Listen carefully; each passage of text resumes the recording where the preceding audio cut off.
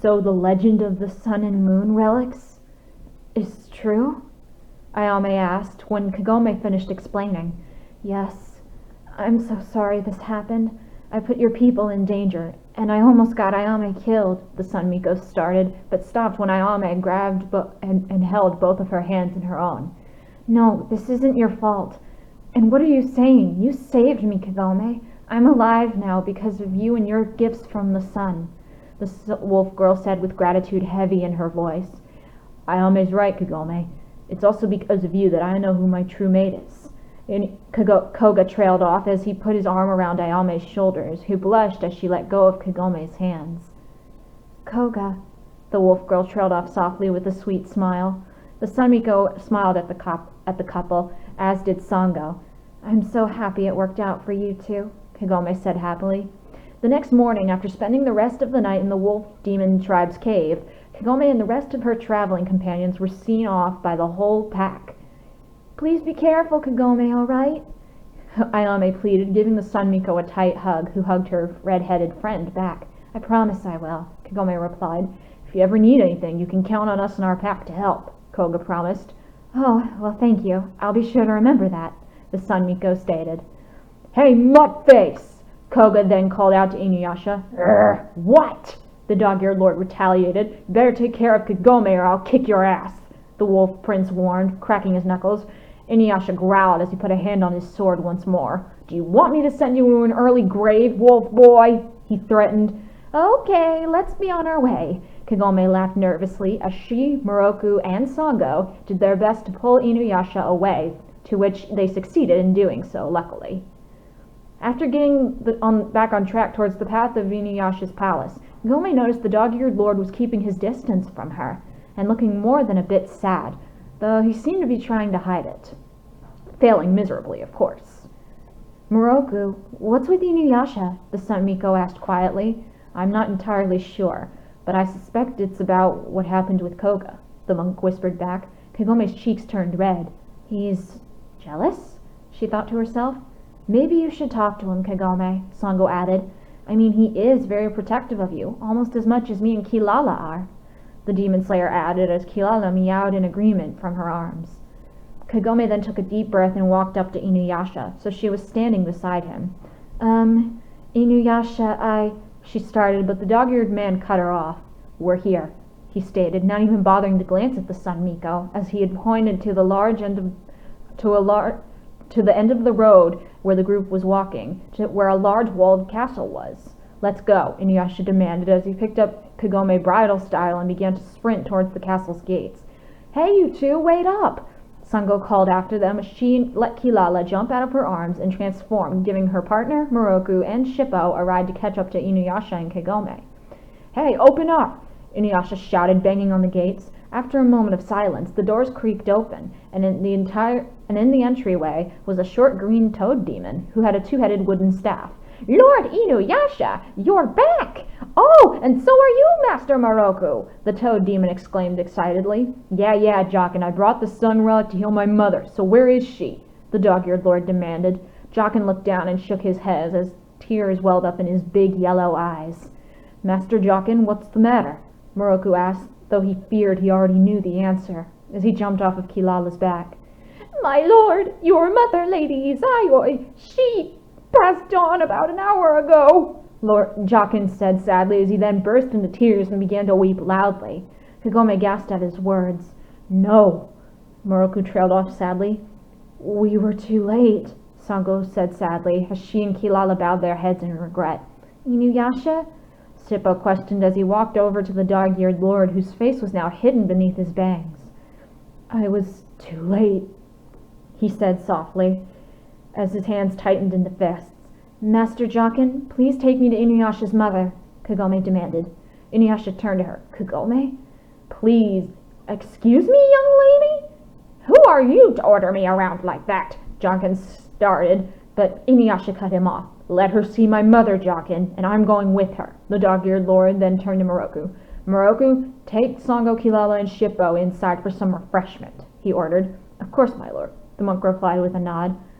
As Jockin led everyone inside, Kagome was stunned at how large and grand the castle was, but she only gawked for a few moments as INUYASHA began to lead her to a different direction than the rest of the group, who went into a nearby parlor room. "My mother's room is just down here," INUYASHA said, not looking at the Sun Miko as he and Jockin stopped in at the door where two tall figures stood. One was a young woman about Kagome's age, with long black-brown hair, light brown eyes. She wore a purple kimono with yellow butterflies on it, and she was weeping in the arms of a man who looked about 24. He had long white hair, a purple crescent moon on his forehead, 2 pink stripes on each cheek, golden eyes, pointed elf-like ears. He wore a fluffy, furry cloak over his white armor and red kimono, and on his side were 2 sheathed swords. "INUYASHA, you have returned," the man said in a cool, calm voice. "Yes, I have," said Shomaru, was all INUYASHA could say. "Oh, INUYASHA!" the woman cried, running over to him to hug the dog-eared lord tightly, making Kagome flinch uncomfortably. "Oh, my dear brother, I'm so sorry for your mother was a wonderful woman. I'm sorry Sesshomaru can't use his sword to heal her, but it's already been used to do so," the young woman cried. "Rin, please, things will be okay," INUYASHA said kindly as he then turned to Kagome. "Kagome, this is my half-older brother Sesshomaru, and his wife Rin. Sesshomaru, this is Kagome. She has the sun relic and knows how to use it," INUYASHA said. With that, Sesshomaru looked at Kagome and gave her a silent nod, while Rin rushed over and hugged the Sun Miko tightly as if her life depended on it. "Thank you so much, Miss Kagome. Thank you so much for coming," Rin cried. "Rin, dear, I think we should let them see Izayoi," Sesshomaru said gently, pulling his wife off of the Sun Miko. "We'll be waiting out here," the older brother said, putting his arm around his wife, as INUYASHA and Kagome walked into Izayoi's room, closing the sliding door in their wakes, leaving Sesshomaru, Rin, and Jockin outside. Once the sliding door was closed, INUYASHA ran to his mother's futon, where a woman with very long black hair, red-colored lips, wearing a pink night kimono, lay with blue eyeshadow on her closed eyes.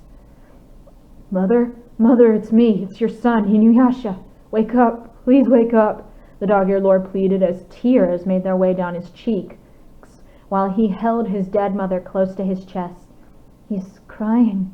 INUYASHA never seemed the type to cry. He must really love his mother, as much as I loved mine," Kagome thought to herself as she set down her quiver, bow, and mandolin and approached the futon, sitting next to the dog-eared lord. "INUYASHA, the healing incantation won't work on your mother now. But there is another way to save her," Kagome said softly. INUYASHA's head shot up at her words. "What?" he breathed. Kagome smiled softly as she used her thumb to wipe away the dog-eared man's tears. "Please lay your mother back down and give me her hand," Kagome instructed. INUYASHA did just that and watched Kagome as she held Izayoi's cold right hand in both of her own hands as she began to chant. "Power of the sun, gift me with thy light. Shine into death's darkness and restore life's fading sight. Rise into the dawn, blazing star so bright. Burn away death's strife and let life ignite. Let life ignite." Kagome's voice boomed. Her eyes and hands and the sun scene shined with an even brighter golden light than when she used the healing incantation. And once she stopped chanting, the light faded and the Sun Miko began to fall forward, dropping Izayoi's hand in the process. "Kagome!" INUYASHA cried out as he caught her before she could hit the ground. "I'm all right. This life incantation leaves me feeling tired after I use it," Kagome stated, trying to catch her breath. "Life incantation?" INUYASHA asked. "Yes, the healing incantation can heal, and the life incantation, which I just used, can bring back the dead," the Sun Miko said. The dog-eared lord's eyes widened at her words. "Bring back the dead? You mean..." But before whatever he was going to say next was cut off by a soft groan. Kagome turned to see Izayoi's violet eyes flutter open. Mother?" INUYASHA stuttered in disbelief. "INUYASHA, you're back. I can move again?" Izayoi questioned in wonder as she sat up and looked at her hands. "Mother!" INUYASHA shouted in relief as he hugged Izayoi close. "Oh, my son, I thought I would never see you again." The mother wept with joy as she hugged her child close. "Oh my, who might this beautiful young lady be?" Izayoi asked, looking at Kagome, who blushed at the compliment. "Oh, mother, this is Kagome. She's... Inuyasha trailed off as he was unsure if it was wise to tell his mother the truth. Kagome then smiled in an understanding way at the young dog-eared lord. "It's all right, Inuyasha. You may tell her everything. She is your mother, after all, and one mustn't ever have to lie to their mother, especially about something like this," the Sun Miko stated. "Inuyasha, what's going on?" Izayoi questioned.